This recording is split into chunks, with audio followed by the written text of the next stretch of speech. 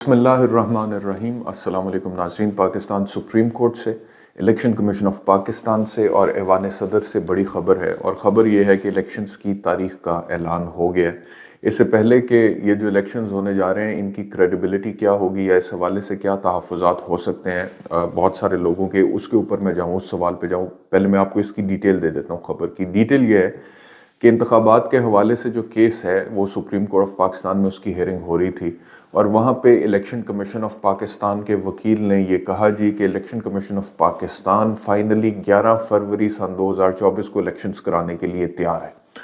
Chief justice ने ये कहा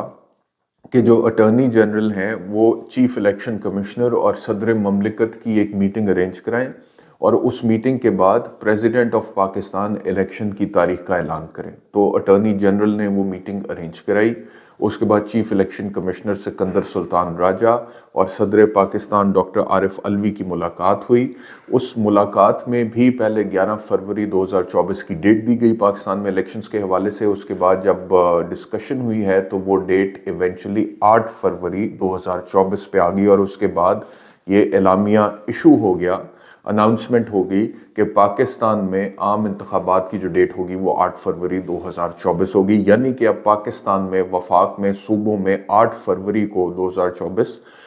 इलेक्शंस होने जा रहे हैं, और मियां नवाज शरीफ, पाकिस्तान मुस्लिम लीग नवाज, दीगर सियासी जमातें जो उस इलेक्शन की कैंपेन का भरपूर आगाज़ अब करने वाले हैं। तो इसमें अब दो तीन चीज़ें। सबसे पहला सवाल ये है कि जो इलेक्शंस की डेट अनाउंस हुई है 8 फरवरी 2024, अगर आप लोगों को याद हो तो पीडीएम के दौरे हुकूमत में जो लीडर ऑफ द ऑपोजिशन राजा रियाज थे, जो पहले पाकिस्तान तहरीक इंसाफ के एमएनए थे, वो फिर लीडर ऑफ द ऑपोजिशन बन गए पीडीएम के दौरे हुकूमत में। और ऐसा लीडर ऑफ द ऑपोजिशन शायद ही कभी आया हो पहले, जिससे मुझे याद पड़ता है मैंने इंटरव्यू में सवाल पूछा कि लीडर ऑफ द हाउस की कोई एक गलती तो मुझे बता दें, and he failed to indicate one mistake of the government of the day और मियां शहबाज शरीफ, the sitting prime minister at that time. तो बहरहाल राजा रियाज का एक स्टेटमेंट मुझे याद आ रहा है जिसमें उन्होंने कहा था कि पाकिस्तान में इंतखाबात फरवरी में होंगे, 15 फरवरी से या एक हफ्ता पहले या एक हफ्ते बाद। इतना प्रिसाइज उन्होंने बोला था कि 15 फरवरी से या एक हफ्ता पहले या एक हफ्ते बाद होंगे। अब आप देखें कि 8 फरवरी 2024 की जो डेट आई है वो 15 फरवरी से एग्जैक्टली एक हफ्ता पहले है। एग्जैक्टली। तो सवाल ये पैदा होता है कि उस टाइम पे जब आइन ये कह रहा था कि 90 दिन के अंदर इंतखाबात होने चाहिए,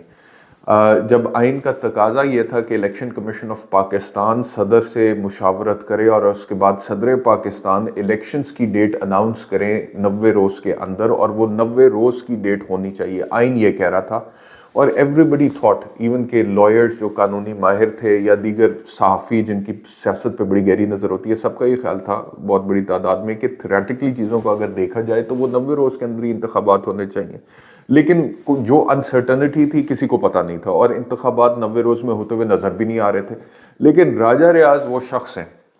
कि जिनको तब भी पता था कि इंतखाब कब होने जा रहे हैं इंतखाबात, और जो डेट उन्होंने दी थी एग्जैक्टली उस डेट पे। तो सवाल ये पैदा होता है, बल्कि जवाब ये है उस सवाल का, कि चीज़ें कहीं ना कहीं जहाँ पर डिसाइड हो रही थी, अंडर डिस्कशन थी, जो प्लानिंग हो रही थी, क्योंकि राजा रियाज was privy to that may be, और इस वजह से उन्होंने तब जो कहा था एग्जैक्टली उसके मुताबिक इलेक्शंस की डेट अनाउंस हो गई है। और दूसरी बात यह है कि इससे आप मियां नवाज शरीफ साहब को भी डिस्कनेक्ट करके नहीं देख सकते। मियां नवाज शरीफ, जब उन्हें ज़ाती तौर पर लगा कि उनके लिए लेवल प्लेइंग फील्ड तैयार है, अब पाकिस्तान वापस जाने के लिए ग्राउंड बेहतरीन है, अब वो वापस जा सकते हैं, अब रिस्क ज़ीरो है, अब कोई गिरफ्तारी का ख़तरा नहीं है, अब कोई केसेस का ख़तरा नहीं है, और जाएंगे तो मामला तय हो जाएंगे। एग्जैक्टली उस टाइम पर मियां नवाज शरीफ पाकिस्तान में लैंड किए, और लैंड करने के बाद से जो रिलीफ का सिलसिला उन्हें मिल रहा है, और जिस तरह से मिल रहा है, यानी कि एयरपोर्ट पर बायोमेट्रिक्स होने से लेकर दीगर जितनी भी नैब के का ये कहना कि हमें तो कोई एतराज़ ही नहीं है इस बंदे को प्रोटेक्टिव बेल मिल जाए, और फिर तोशाखाना रेफरेंस में अदालत का उनके वारंट गिरफ्तारी जो है वो मुअत्तल कर देना और फिर मनसूख कर देना, जिस तरह से उनको रिलीफ मिल रहा है, तो उससे ये जाहिर होता है कि मियां नवाज शरीफ को भी इस चीज़ की तसल्ली थी कि अब मामलात अंडर कंट्रोल हैं, ज़ाती तौर पे, सियासी तौर पे उनको अब सूट करता है वापस चले जाना, और वापस जाने के बाद वज़ीर आज़म बनना उनका अगला गोल होगा। تو جو صورتحال راجہ ریاض صاحب نے بیان کی تھی ایگزیکٹلی اس کے مطابق معاملات جو ہے وہ انفولڈ ہوتے ہوئے نظر آ رہے ہیں. اب میاں نواز شریف کی واپسی ہونا اور اس کے بعد الیکشنز کی ڈیٹ فائنلی اب صدر کے ساتھ, کیونکہ یہ چیف الیکشن کمشنر تو صدر کے ساتھ بیٹھنے کے لیے تیار نہیں تھے, یہ تو ایک ملاقات کے روادار نہیں تھے. صدر نے ان کو خط بھی بھیجا لیکن اس کے باوجود انہوں نے کہا کہ آپ کا تو کوئی کام ہی نہیں ہے. الیکشن ایکٹ کے تحت اب جو ترمیم ہوئی ہے ہم نے اناؤنس کرنی ہے الیکشن کی ڈیٹ, اور آج چیف جسٹس سپریم کورٹ کے ریمارکس ہیں کہ الیکشن کی ڈیٹ اناؤنس کر دینی چاہیے تھی صدر پاکستان کو, نہ کر کے انہوں نے آئین کی خلاف ورزی کی ہے. تو جو چیف جسٹس کی آبزرویشن ہے اس سے ظاہر ہوتا ہے کہ الیکشن کی ڈیٹ اناؤنس کرنا صدر کا اختیار تھا, لیکن چیف الیکشن کمشنر کہہ رہے تھے نہیں جی آپ کا اختیار نہیں ہے, نہیں جی ہمارا اختیار ہے, ہم کریں گے, ہمیں آپ سے ملنے کی ضرورت نہیں ہے. لیکن آج سپریم کورٹ نے جب کہا ہے کہ ملیں اور الیکشن کی ڈیٹ صدر اناؤنس کرے مشاورت کے بعد, تو ایونچولی وہ ہو گئی ہے. اب یہ سپریم کورٹ کے کہنے کی وجہ سے ایگزیکٹلی ہوئی ہے یا پھر جو پلاننگ تھی, کیونکہ اب اس پلاننگ میں بات اس سٹیج پر پہنچ گئی تھی کہ جہاں پہ صدر سے ملنے کے بعد الیکشن کی ڈیٹ اناؤنس کرنا ضروری تھا, اس وجہ سے ہوئی ہے. میرے خیال میں دونوں چیزیں ہیں, لیکن بہرحال الیکشن کی ڈیٹ اناؤنس آج ہو گئی ہے. لیکن اب سوال ایک یہ پیدا ہوتا ہے کہ یہ الیکشنز فروری 2024 میں اگر ہو بھی جاتے ہیں تو ان کی کریڈیبلٹی کیا ہوگی, یہ بہت امپورٹنٹ کویشچن ہے. کیونکہ پاکستان کی سیاسی تاریخ میں انتخابات جتنے بھی ہوئے ہیں اس میں کہیں نہ کہیں دھاندلی کا شور کسی نہ کسی سیاسی جماعت کی طرف سے ڈلا ہے. پچھلا انتخاب جو تھا 2018 کا, پاکستان تحریک انصاف جیتی تھی, اور پی ڈی ایم کی جو 12-13 جماعتیں ہیں انہوں نے تب آر ٹی ایس کا نعرہ لگایا تھا, اور انہوں نے کہا تھا کہ آر ٹی ایس بٹھا دیا گیا ہے اور دھاندلی ہوئی ہے اور عمران خان کو لاڈلا بنا کر سپورٹ کیا گیا اور پرائم منسٹر بنایا گیا. سوال یہ پیدا ہوتا ہے کہ تب آپ کہتے تھے کہ دھاندلی ہوئی ہے اور آر ٹی ایس بیٹھا ہے, اب بھی جو کچھ ہوا ہے وہ کیا ہے؟ اگر تب دھاندلی ہوئی تھی تو یہ تو پھر میرے خیال میں دھاندلا ہے کہ جس طرح سے پاکستان تحریک انصاف کی ٹوٹ پھوٹ ہوئی ہے. میں یہ نہیں کہتا کہ 9 مئی کے واقعات کے بعد قانونی طور پر ایکشن نہیں ہونا چاہیے تھا. قانونی طور پر جو لوگ رسپانسبل تھے, شروع سے میری ایک ہی پوزیشن ہے کہ ان کے خلاف ایکشن قانونی طور پر ہونا بڑا مناسب عمل ہے, وہ ہونا چاہیے تھا لیکن قانونی طور پہ. لیکن اگر اس واقعے کی بنیاد پہ ایک بہت بڑے پیمانے پہ ایک پوری سیاسی جماعت کو ٹارگٹ کیا جاتا ہے اور اس کے بعد پھر اس میں ٹوٹ پھوٹ ہوتی ہے اور پریس کانفرنسز ہوتی ہیں, اور جب تک نہیں ہو رہی تب تک وہ لوگ ریلیز نہیں ہو پاتے ہیں, اور اس کے بعد ایک مطلب کہ ایک سیریس پولیٹیکل ڈیمیج اس پولیٹیکل پارٹی کو ہوتے ہوئے نظر آتا ہے, تو سرٹنلی وہ الیکشنز کے پروسیس پر اثر انداز ہوتا ہے. یعنی کہ ایک طرف عدالتوں کا یہ حکم دینا کہ اس بندے کو رہا کیا جاتا ہے, اور دوسری طرف انتظامیہ کا اس کو کسی دوسرے کیس میں یا کوئی اور نظر بندی کا آرڈر پاس کر کے اریسٹ کر لینا جب تک کہ وہ اپنی سیاسی وفاداری نہیں بدلتا ہے, اور جب بدلتا ہے اس کے بعد وہ اریسٹ نہیں ہوتا. تو یہ کیا ہے؟ یہ تو سبجیکٹ میٹر تھا الیکشن کمیشن آف پاکستان کا کہ جی یہ تو پری پول ریگنگ کے زمرے میں آ سکتی ہے بات, بلکہ پری پول ریگنگ ہے. مطلب کہ how can you basically force somebody to move in a certain political direction as a politician, and if it is being done, it is the subject matter of the Election Commission of Pakistan to take notice that this is wrong, since the country is moving towards elections and Pakistan is going to have another general election in 2024 or very soon. تو وہ تو election commission of Pakistan کو چاہیے تھا کہ وہ چیز کا نوٹس, لیکن الیکشن کمیشن آف پاکستان کی آنکھیں بند تھیں. الیکشن کمیشن آف پاکستان کی آنکھیں بند تھی, اور ابھی بھی الیکشن کمیشن آف پاکستان نے جو ڈیٹ اناؤنس کر دی ہے اس کی آنکھیں ابھی تک بند ہیں. تو سوال یہ پیدا ہوتا ہے کہ ایک پارٹی کی ٹوٹ پھوٹ اور اس کے بعد اس پارٹی کا جو چیئرمین ہے اس کا جیل میں جانا,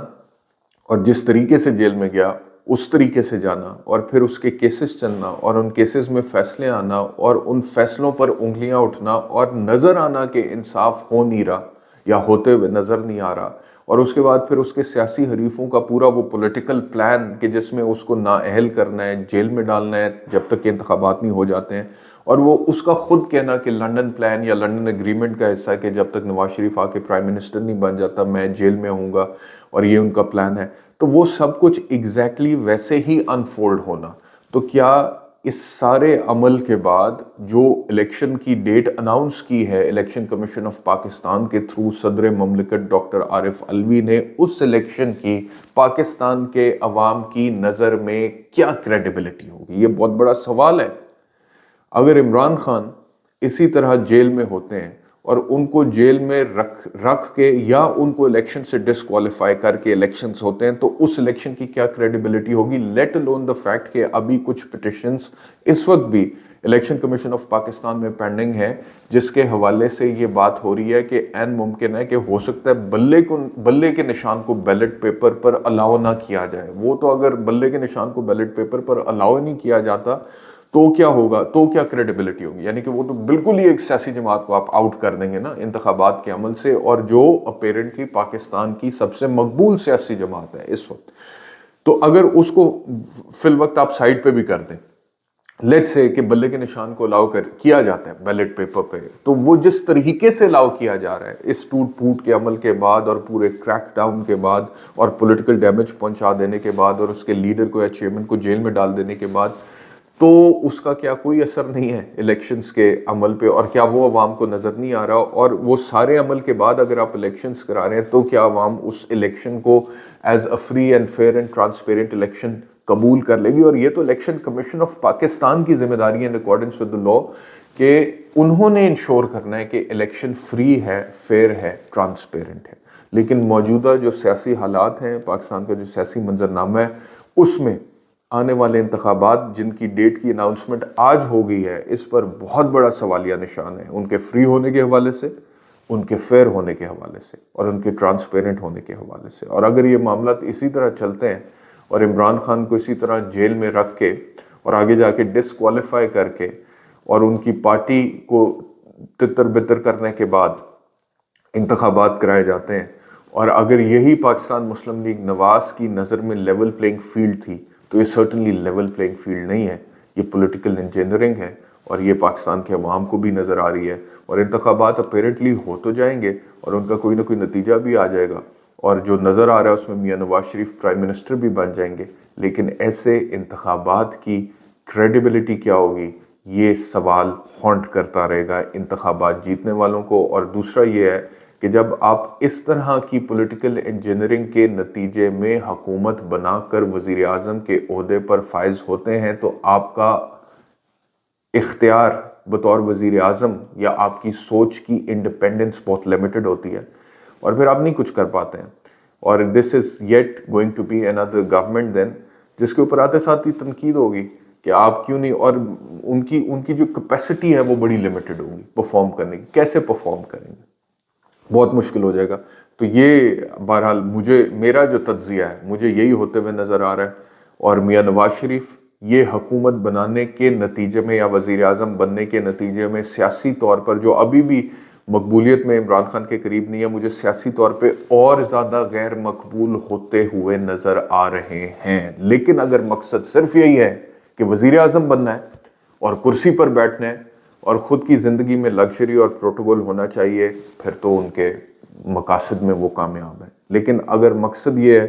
کہ وزیر اعظم اس لیے بننا ہے کہ لوگوں کے لیے کچھ کرنا ہے، ان کے مسائل حل کرنے ہیں اور پاکستان کو مسائل سے نکالنا ہے یا اکانومی کو بحران سے نکالنا ہے، تو یہ چیزیں مجھے میاں نواز شریف کرتے ہوئے نظر نہیں آ رہے ہیں۔ اور اس کا منطقی نتیجہ پھر یہ ہوگا کہ بطور وزیر اعظم کرسی پر بیٹھنے کے باوجود لیول پلینگ فیلڈ جو ان کے مطابق ہے وہ ملنے کے باوجود، فیسیلیٹیشن اتنی ملنے کے باوجود، مجھے وہ مزید سیاسی طور پہ غیر مقبول ہوتے ہوئے نظر آ رہے ہیں۔ بہرحال شکریہ ویلاگ دیکھنے کے لیے، اپنا خیال رکھیے، اللہ حافظ۔